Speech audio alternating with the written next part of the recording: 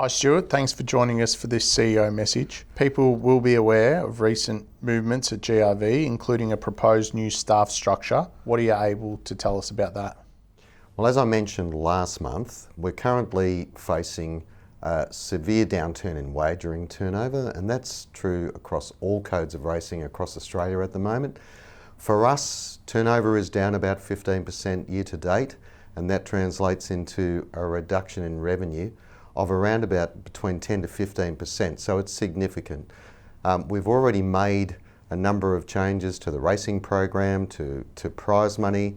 We've also done some other work on cutting costs here at GRV, but we actually need to do more, a lot more, in fact, to counter that situation. So last Thursday, we put a change proposal to GRV staff, which is now in the consultation process with our staff for us to consider and for the staff to actually provide feedback as part of our enterprise agreement arrangements. So I won't be able to make any further comment about that particular proposal.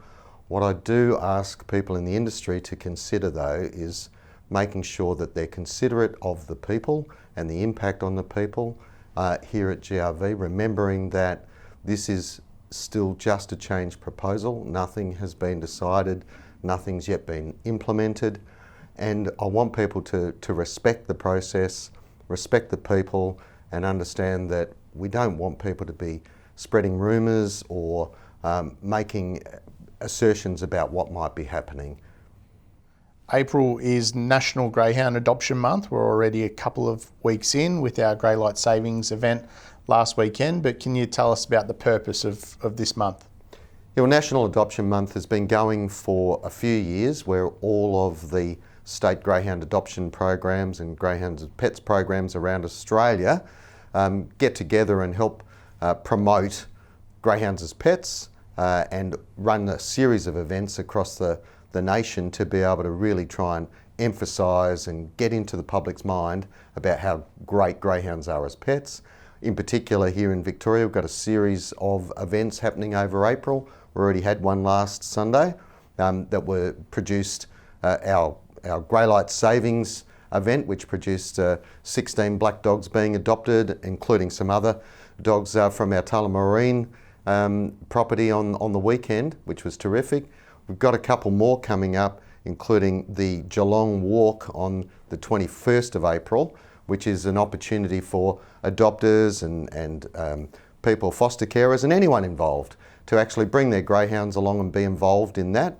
And then on the 28th, we've got National Adoption Day at the Meadows, which will also be a terrific opportunity to put our greyhounds in front of a larger audience of people. Lots of information about this, and if we go to the GAP website at gap.grv.org.au, there's a lot more information there. On the topic of adoption, can you give us any clarity on how GAP's rehoming numbers are looking for this year, and also clarify the waiting period for GAP? Our GAP team's doing a really good job in terms of being able to find new homes for as many greyhounds as possible. We're on track probably to do just over 1,000 adoptions this year, and that's first time adoptions. So on top of that, we're also dealing with multiple returns. At the moment, the waiting list is long. It is long for a couple of reasons. Firstly, the demand in the community is being impacted by the economic situation at the moment. So being able to generate that demand is something we're working constantly on, and we're starting to make some progress and some inroads there at the moment. The second thing that impacts that is what we call welfare intakes, and in many cases they're emergency intakes where people might fall on hard times. They might be ageing, they might become ill, or they might have other circumstances, or even in the case of disqualified persons, where GRV and their GAP team end up having to take in large volumes of greyhounds at any one moment in time, and that becomes challenging, and unfortunately it does shuffle dogs down the list. Nonetheless, we're doing as much as we can to try and keep working that. And Adoption Month, hopefully this month, will help to alleviate some of that and start to really promote the greyhounds as pets. We did hold a workshop last Friday at the Meadows with around 30 people from across the industry, which was really good in terms of focusing on what else can we do to try and help stimulate more demand, what else can we do to make sure that we're focused on doing the best job we can possibly do. That included people from across the spectrum, trainers, owners, breeders. It included some adopters, some people in the rehoming space as well. It also included club administrators and people from GAP. And there we actually worked through a whole range of scenarios and ideas and thoughts about what the industry should be thinking about, what participants, owners, trainers themselves might need to think about in terms of how we continue to progress and find as many homes as we possibly can for retired greyhounds. What's really important to emphasise is that the responsibility for rehoming greyhounds lies with everybody in the industry, not just GRV through GAP. That's one of the channels. Owners need to take responsibility from the beginning of the career of a greyhound about what their plan is for rehoming that greyhound at the end of its career. That's something that we want to emphasise to everyone, that we want to make it clear that it's the owner's responsibility to make sure that they've got a plan for rehoming the greyhound. GRV's Blue Dog campaign provided great support to the Good Friday appeal. It's the third year we've had racing on Good Friday, and $57,000 was raised this year, taking GRV's contribution to the Good Friday appeal beyond $250,000. That must make you very proud and particularly thankful of the 13 clubs and Sportsbet for being involved in that. They're great numbers, and it's something that we're really proud to support. It's probably the most important campaign from a community perspective that greyhound racing and the whole greyhound racing community gets behind. The Royal Children's Hospital and the Good Friday appeal are really important to not only our Good Friday racing program, but throughout the entire month of March.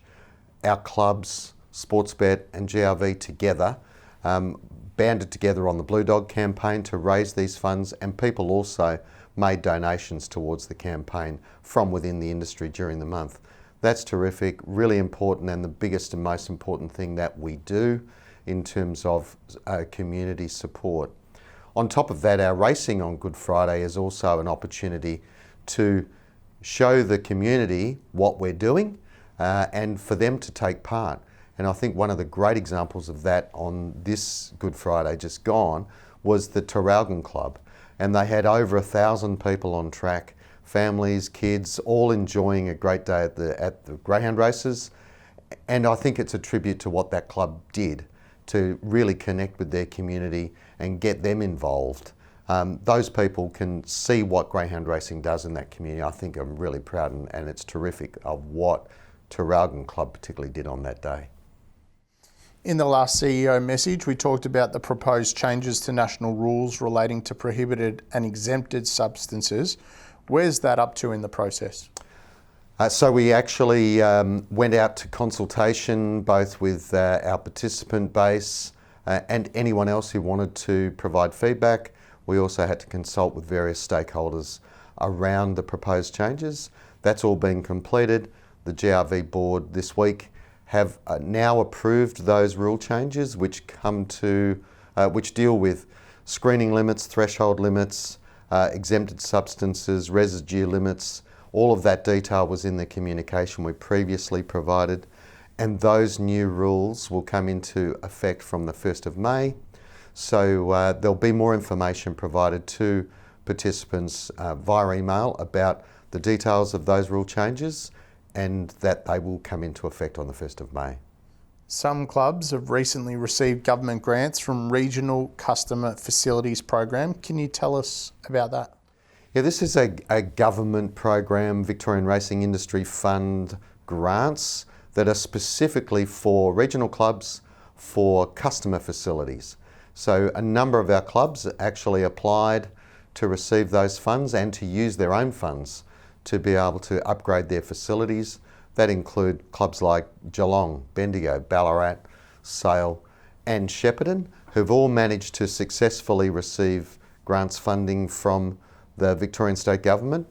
And in particular, the first of those was Shepparton, who have upgraded this alfresco area to the side of the main pavilion And it was in use for the first time on Shepparton Cup night. The club did a power of work using local contractors and themselves, the committee and staff, all powering in to get that done in time for Shepparton Cup night. And it was in use. It was a terrific night. It's a great investment of club funds, and that now can be used for a variety of other community events, but also race night events.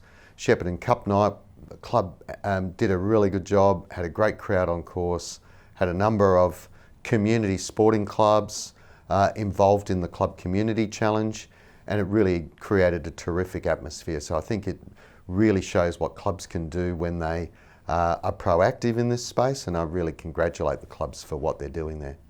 The infrastructure discussion paper consultation period ended in March. What are the next steps? So we've received some feedback through our infrastructure asset plan email address, and we thank everybody who has provided some contributions there. We're taking on board all of that information that we've received. The next step now will be an information session and a seminar where people can attend. The first of those will be at Ballarat on the evening of Tuesday, the 22nd of April, where people will be invited to attend if they want to, come along, ask questions, provide feedback, seek some more information, and we'll be able to take on board what people have to say there. We also propose to run one of those at Warragul in May, and there'll be further information about that.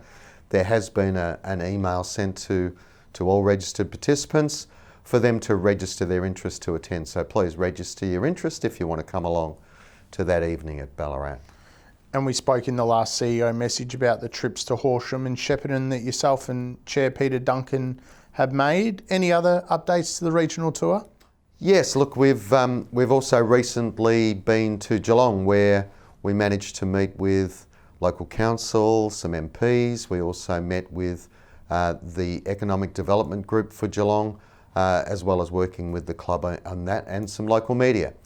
And I have to say, these continue to be very well received. It's an opportunity for us and the club to tell the story about the contribution that greyhound racing makes in each of those communities.